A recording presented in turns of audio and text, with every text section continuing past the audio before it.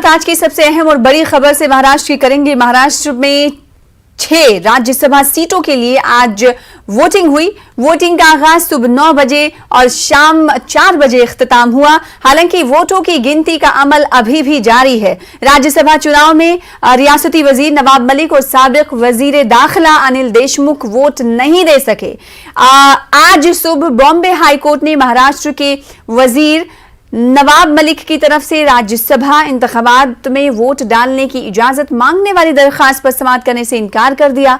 अदालत ने कहा कि यह अर्जी गलत है और इसे मुनासिब बेंच के सामने तरमीम शुदा दरखास्त के साथ रुजू करने को कहा है। तो सवाल ये उठता है कि महाविकास आघाड़ी के ये दोनों लीडर वोट कास्ट नहीं कर सके, वोट नहीं दे सके, तो क्या इसका असर पड़ेगा वोटिंग पर राज्यसभा की या नहीं पड़ेगा? अगर शिवसेना महाविकास आघाड़ी की बात करें तो क्या उनकी मुश्किलात में इजाफा हो सकता है, इस वजह से नहीं हो सकता? इन तमाम मौजुआत पर हम बातचीत करेंगे। रुख करेंगे अपने नुमाइंदे सर्वेश तिवारी का, जो कि इस वक्त हमारे साथ मुंबई से हमें ज्वाइन कर रहे हैं, जुड़ रहे हैं। उनका हम रुख करेंगे। फिलहाल नाज़रीन, एक बार फिर से आपको बता दें कि आज महाराष्ट्र की 6 राज्यसभा सीटों के लिए वोटिंग हुई है और वोटिंग का इख्तिताम भी हो गया है और अभी वोटों की गिनती का अमल जारी है। सबसे पहले हम चाहेंगे कि सर्वेश, आप ये बताएं कि अभी वोटों की गिनती का अमल कब तक जारी रहने वाला है?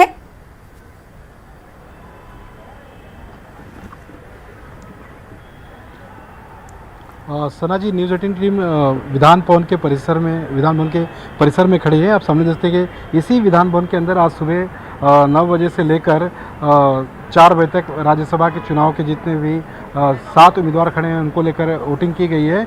लेकिन जो ताज़ा तस्वीरें हैं वो ये हैं, ताज़ा खबर ये है कि राज्यसभा चुनाव के लेकर जो वोट दिए गए थे अभी तक उसकी गिनती शुरू नहीं हुई है। मसला ये है कि बीजेपी की तरफ से जो नेता हैं काला नेता सुधीर मुनगंटीवार, जो महाराष्ट्र के पूर्व फॉरेस्ट मिनिस्टर भी रह चुके हैं, उनके वोटिंग के तरीके पर कांग्रेस ने आपत्ति जताई। फिर एनसीपी के एक मंत्री और नेता हैं जितेंद्र आव्हाड, उनके वोटिंग करने के तरीके पर बीजेपी ने आपत्ति जताई। साथ ही कांग्रेस के एक नेता हैं यशोमती ठाकुर, साथ ही कैबिनेट मंत्री हैं, बाल विकास महिला मंत्री हैं, उनके वोटिंग करने के तरीके पर भी बीजेपी ने आपत्ति जताई। साथ ही शिवसेना के एक नासिक के विधायक हैं, उनके वोटिंग करने के तरीके पर भी बीजेपी ने आपत्ति जताई है। और इन आपत्ति को लेकर बीजेपी की आपत्ति, साथ ही कांग्रेस की आपत्ति को लेकर जो यहाँ के स्थानिक चुनाव अधिकारी हैं उन्होंने अभी खबर आई है कि उन्होंने क्लियरेंस दे दी है। लेकिन बीजेपी इस बात से पूरी तरह से संतुष्ट नहीं है कि क्लियरेंस जो दी है वो पूरी तरह से क्लियर है कि नहीं। बीजेपी ने अपनी पूरी तैयारी पहले से कर रखी थी। बीजेपी ने एक ड्राफ्ट तैयार किया और सीधे सीधे केंद्रीय चुनाव आयोग को भेजा है। अब केंद्रीय चुनाव आयोग से जो क्लियरेंस मिलेगा उसके बाद यहाँ पर वोटों की गिनती शुरू होगी कि नहीं, उस पर नजर बनी रहेगी। बिल्कुल, तो इस वक्त की बड़ी खबर नाज़रीन को देते हुए चले सर्वेश तिवारी विधान परिषद के बाहर मौजूद है, वहां से सीधे तौर पर तस्वीरें दिखा रहे, क्योंकि अब से कुछ देर पहले नाज़रीन हमने आपको बताया था कि वोटों की गिनती का अमल जारी है। तो आपको बता दें कि महाराष्ट्र में 6 राज्यसभा सीटों की वोटिंग की गिनती का अमल ही अभी तक नहीं शुरू हुआ है, क्योंकि हमारे नुमाइंदे ग्राउंड पर मौजूद है, वहां से तफसीलात पूरी बता रहे हैं। मैं जाऊंगी, जैसा कि आपने बताया कि बीजेपी ने भी एतराज जताया है वोटिंग पर, और साथ ही साथ कांग्रेस की तरफ से वोटिंग पर एतराज जताया गया है। तो क्या कहा गया है इन दोनों पार्टियों की तरफ से, तफसील के साथ बताएं सर्वेश तिवारी।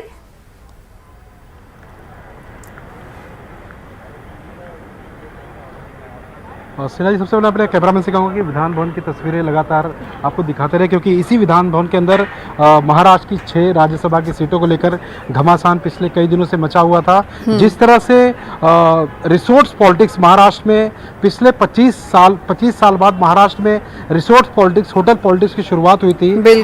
तमाम महाविकास आघाड़ी के जितने भी विधायक थे उनको पहले मलाड के रिट्रीट होटल में ठहराया गया, फिर मुंबई के ट्राइडन होटल में ठहराया गया, फिर बीजेपी ने अपनी मशक्कत शुरू की, उनको ताज प्रेसिडेंट होटल में ठहराया गया। पूरी तरह से विपक्ष और सरकार में शामिल तीनों दलों ने और साथ ही विपक्ष ने अपने सभी विधायकों को ट्रेनिंग दी कि किस तरह से राज्यसभा चुनाव को लेकर उनको वोट करने हैं, कितनी सावधानी बरतनी है। बिल्कुल, पिछले कई दिनों से ऐसी हम तस्वीरें देख रहे हैं, जाहिर सी बात है, और हर बार ये सवाल किया जाता है कि आखिर ये अरकान असेंबली को हाईजैक करने की दूसरी पार्टियों की तरफ से कोशिश का इल्जाम लगता है, और इसी तरह तरीके से देखा जाता है कि किसी न किसी होटल का सहारा लिया जाता है, एक साथ तमाम लीडर्स को रखा जाता है। लेकिन अहम सवाल यहाँ पर यह है, मैं जानना चाहती हूँ सर्वेश कि आप ये बताएं कि आपने कहा कि भारतीय जनता पार्टी ने ऐतराज जताया और साथ ही साथ कांग्रेस ने ऐतराज जताया, किस तरह का ऐतराज था जिसकी वजह से अभी काउंटिंग शुरू नहीं हो पाई है? तो क्या तमाम वोट करने वाले लीडर अभी विधान परिषद में?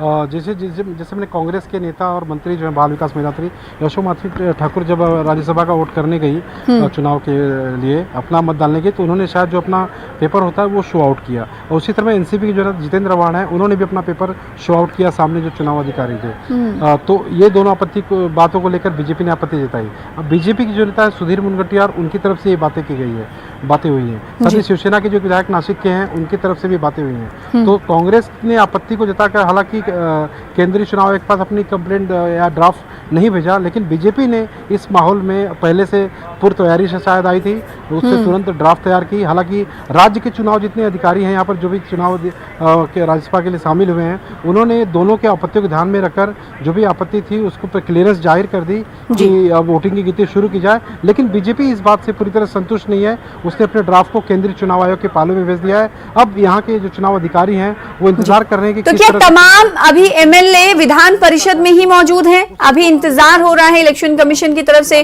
जो ऐतराज जताया भारतीय जनता पार्टी ने ड्राफ्ट भेजा इलेक्शन कमीशन को, अभी किस चीज का इंतजार हो रहा है? मामले को अभी सही तरीके से ट्रैक पर लाने की कोशिश हो रही है, नहीं हो रही है, बताइएगा सर्वेश।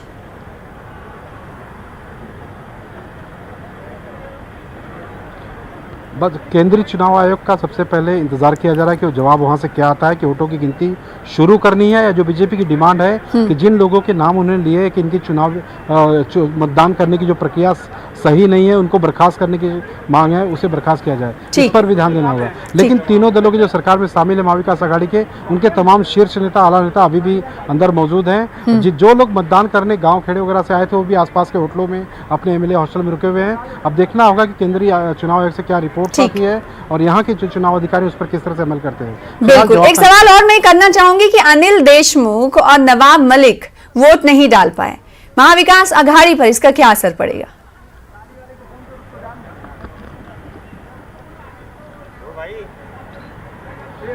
सना जी, ये सबसे बड़ा मसला है महाराष्ट्र की राजनीति में।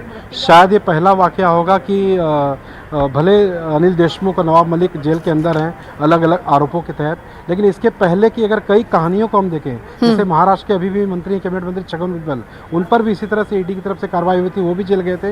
लेकिन जब उनको वोट देना था एक समय में, तो वो एम्बुलेंस के जरिए स्टेशन पर यहाँ पर वोट लेने आए थे। एक कदम नाम के विधायक थे, वो अपने तरीके से जेल से बाहर आकर वोट इसी विधान भवन में वोट दिए थे। और आज भी गांव खेड़े के एक विधायक यहाँ पर एम्बुलेंस से वोट देने आए थे। तो यहाँ पर एक जिससे ऑफ द रिकॉर्ड कुछ मंत्रियों ने जो सरकार में शामिल, उनसे हमारी बातचीत हुई कि किस तरह से कानून का उल्लंघन या संविधान के दायरे के बाहर जाके किस तरह से उन पर सुनवाई नहीं हो रही है। तो उनका साफ ये कहना था कि जो भी चीज़ प्रक्रिया हुई है वो सरासर गलत हो रही है, और इसको लेकर महाराष्ट्र सरकार जो तीनों दल हैं वो कोर्ट की जो निर्णय है उसको चैलेंज करेंगे।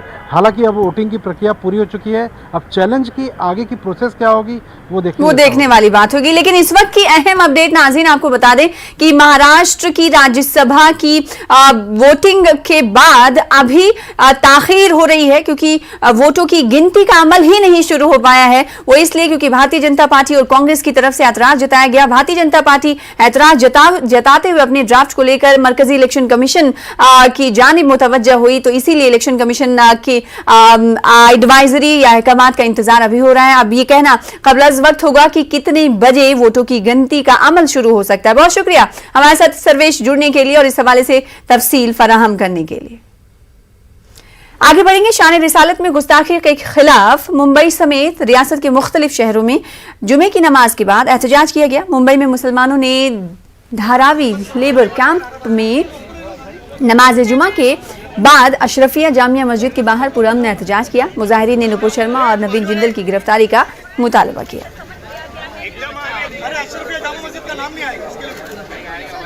कि नुपुर शर्मा अरेस्ट होनी चाहिए और उसको जेल में डालो कि मुसलमानों का दिल ठंडा हो जाए, माहौल हिंदुस्तान का शांत हो जाए। पार्टी से निकालने से क्या होगा? बीजेपी उसको दिल से निकाले ना, पार्टी से निकालने से क्या होगा। और मैं ये चाहता हूँ बीजेपी खुद उसके ऊपर कार्रवाई करे, उसको जेल में डाले। देश की जब बात आती है तो अलकायदा का भी धमकी मिल रहा है इस मामले में। अलकायदा, मैं तो चाहता हूँ कि हिंदुस्तान अलकायदा पे ऐसी कार्रवाई करे कि अलकायदा खत्म हो जाए। हमको क्या लेना देना अलकायदा से, हम हिंदुस्तान के सूफी संत हैं, यहाँ का हिंदू मुसलमान सब हमारा है। हम अलकायदा को जानते नहीं, कौन अलकायदा, क्या लेना देना हमारा अलकायदा से। हिंदुस्तान के खिलाफ जो भी आंख उठाएगा उसकी आंख तोड़ देंगे, जो हाथ उठाएगा उसका हाथ काट देंगे। हम हिंदुस्तानी मुसलमान हैं। यही चाहते हैं कि कड़ी से कड़ी सजा मिले ऐसे गुस्ताखियों को जो किसी भी धर्म के बारे में बात कर रहे हैं। आज हम इसलिए खड़े क्योंकि हमारे धर्म के बारे में जो है इस तरीके की बात की गई है, और पैगाम दीजिए अपने लेवल पर, भले चाहे प्रधानमंत्री हो या बीजेपी के कोई के जो अध्यक्ष है वो अपने लेवल पर जो है ये पैगाम दीजिए कि ये देश हम सभी लोगों का है, हर वर्ग का है, हर धर्म का है। यहाँ पे हर तरीके के जो लोग अपनी भावनाओं के साथ रहते हैं। चमन में इख्तिलाते रंग से बात बनती है, हम ही हम हैं तो क्या हम हैं, तुम ही तुम हो तो क्या तुम हो, तो तुम भी अच्छे हो और हम भी अच्छे हो, इस तरीके की बातें ना करो। क्योंकि देख लीजिए आज देश का जो माहौल है वो किस तरह से गर्मा गया है। वहीं दूसरी जानिब नवी मुंबई और शोलापुर में भी मुसलमानों ने नमाज अदा करने के बाद पुरअमन एहतजाज किया। इस दौरान मुसलमानों ने नूपुर शर्मा और नवीन जिंदल की गिरफ्तारी का मुतालबा किया। नमाज जुमा के बाद कसीर तादाद में मुसल्लियान सड़कों पर निकले और गुस्ताखी करने वालों के खिलाफ सख्त कार्रवाई का मुतालबा किया। उधर शान रिसालत में गुस्ताखी के मुर्तकिब नूपुर शर्मा और नवीन कुमार जिंदल की गिरफ्तारी को लेकर औरंगाबाद में भी एहतजाजी धरना दिया गया। इस धरने में हजारों की तादाद में मुसलमानों ने हिस्सा लिया और गुस्ताखे रसूल की फौरी गिरफ्तारी का मुतालबा किया। इस मौके पर इंसानी सरों के सैलाब को काबू में करने के लिए पुलिस को MP इम्तियाज जलील की मदद हासिल करनी पड़ी। वाज़ेह है कि मजलिस इत्तेहादुल मुस्लिमीन की कॉल पर औरंगाबाद में एहतजाजी मुजाहरा किया गया। इस मौके पर गुस्ताखे रसूल की तस्वीरों को नजर आतिश किया गया और नारे तकबीर के फलक बोस नारों से माहौल गर्मा गया। इस मौके पर पुलिस ने सब्र तहम्मुल का मुजाहरा करते हुए हालात को काबू होने की कोशिश की, काबू में रखने की कोशिश की। वाज़ेह की औरंगाबाद में नूपुर शर्मा की गिरफ्तारी के मुतालबे को लेकर बंद भी मनाया गया। वहीं शान रिसालत में गुस्ताखी के मुर्तकिब नूपुर शर्मा के खिलाफ औरंगाबाद में बंद मनाया गया। मुस्लिम इलाकों में लोगों ने अपने तौर पर कारोबार को बंद रखा।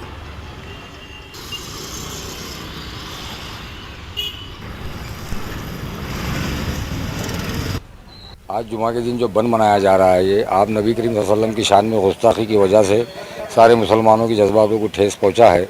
इसी वजह से सारे मुसलमानों ने आज मार्केट बंद रखा है। सिटी चौक, घास मंडी और शाहगंज, ये तमाम मार्केट मुसलमानों का बंद है। इसके बारे में जो है तो पुलिस ने एक्शन लेना चाहिए और मुसलमानों के हुजूर सल्लल्लाहु अलैहि वसल्लम के बारे में कभी दोबारा ऐसी गुस्ताखी ना करे, इसकी हिदायत भी देना चाहिए कि लोग अल्लाह के रसूल की शान में ना गलत बोले।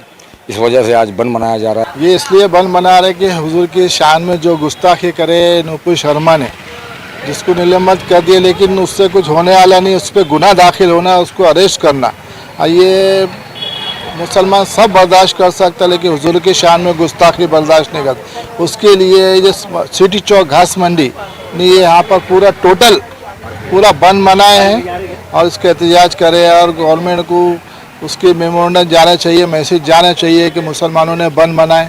पैगाम यही देना है कि हमारे हुजूर की शान में गुस्ताखी नहीं करनी चाहिए। हुजूर की शान में गुस्ताखी बर्दाश्त नहीं होगी। हमारा बंद का मकसद ये नहीं है कि हमारे किसी को कुछ वो करना है। मैसेज ये है कि नूपुर शर्मा इसने जो बयान दिया है हुजूर की शान में जो गुस्ताखी की है, ये नहीं करना चाहिए। बंद का मकसद ही सिर्फ ये है। और हम पुलिस वालों ने जो मुकदमा दायर करे, ये सब करे, हमने सुने। इसी तरह हमने कभी 2-4-8 दिन पहले का ही वाक़या है, मुद्दस्सिर बोल के एक शख्स है लखनऊ का, उन्होंने इंस्टाग्राम पे एक पोस्ट डाले थे, अपनी लीची जो फ्रूट आता है उसका कट करके एक पोस्ट करे थे। तो उनको के हिंदू के मज़हब को ठेस पहुंची बोल के उनके ऊपर मुकदमा दर्ज किया, उनको अरेस्ट कर लिए। मालेगांव शहर में भी ऑल इंडिया इमाम काउंसिल की जानिब से एहतजाज किया गया। शहर के एडिशनल कलेक्टर के दफ्तर के सामने अहानत रसूल की मजम्मत और गुस्ताखे रसूल नूपुर शर्मा और नवीन कुमार जिंदल की गिरफ्तारी के मुतालबे को लेकर एहतजाज किया गया।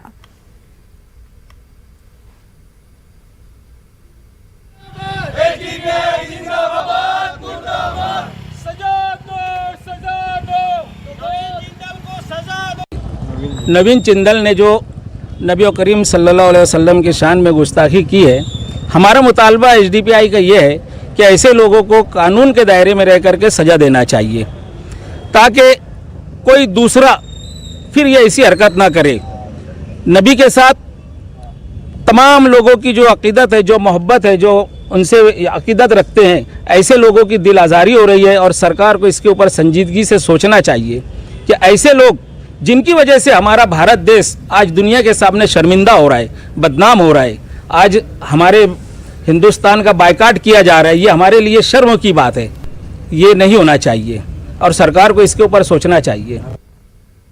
आगे बढ़ेंगे। राज्यसभा चुनाव को लेकर शिवसेना लीडर संजय राउत ने मीडिया से बात की। इस दौरान जब संजय राउत से पूछा गया कि पूरे महाराष्ट्र में नुपुर शर्मा के खिलाफ एहतजाज बड़े पैमाने पर हो रहा है, इसके जवाब में उन्होंने कहा कि बीजेपी रियासत में दंगा फसाद कराना चाहती है।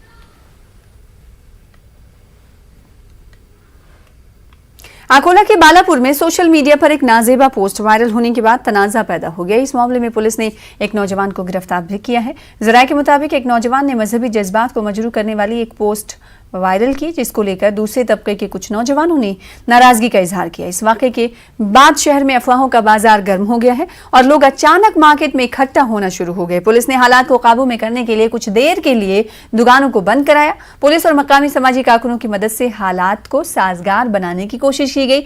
इसके बाद दोबारा से दुकानें खुली और शहर में अमन की फिजा बहाल है। ये मसला हल किया गया और जितने भी बाहर गांव में इसकी गलत अफवाहें फैलाई जा रही है, तो बालापुर के अंदर में कोई अफवाह फैलाने वालों पर ध्यान न दे। बालापुर अमन शांति है, पूरा मार्केट खुल चुका है और बचा खुचा जो भी मार्केट है, दुकानें, वो सभी थोड़ी देर में खुल जाएगी।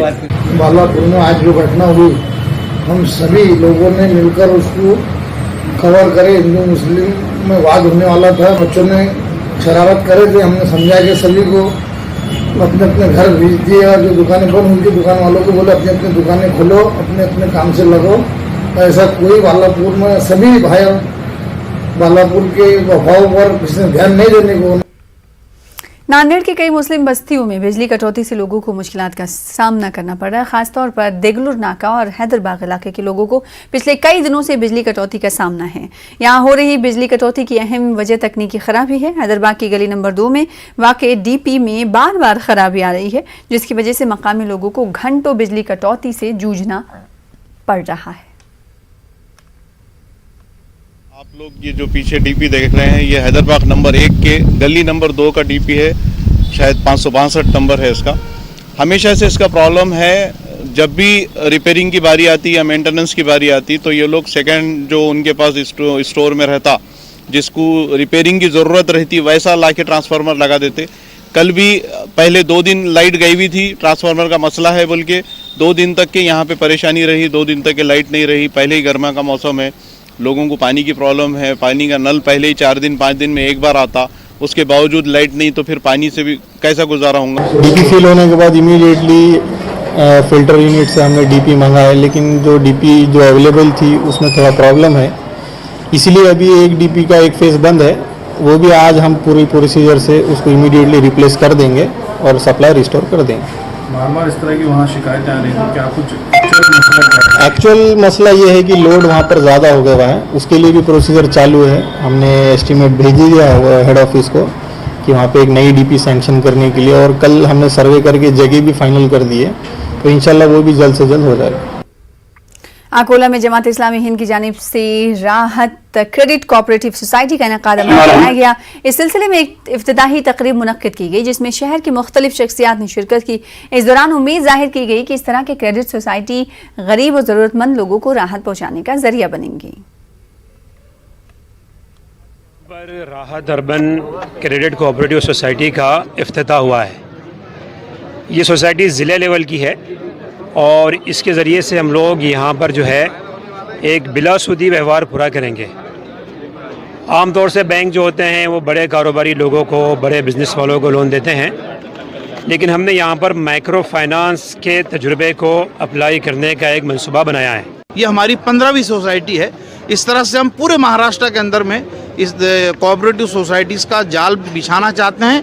कोऑपरेटिव सोसाइटीज़ का जाल तो पूरे महाराष्ट्र में ऑलरेडी है, लेकिन इसकी खुसूसियत ये है, विशेषता, कि ये ब्याज रहित है। ये हमने ये सोचा है कि हम ये जो डाउन ट्रोडन जो सेक्टर है, बहुत दबा हुआ है, कुचला हुआ है, अगर इनको थोड़ा सा भी हम सपोर्ट करेंगे तो ये आगे चल करके अपना खुद का छोटा मोटा बिजनेस स्टार्ट कर सकते हैं।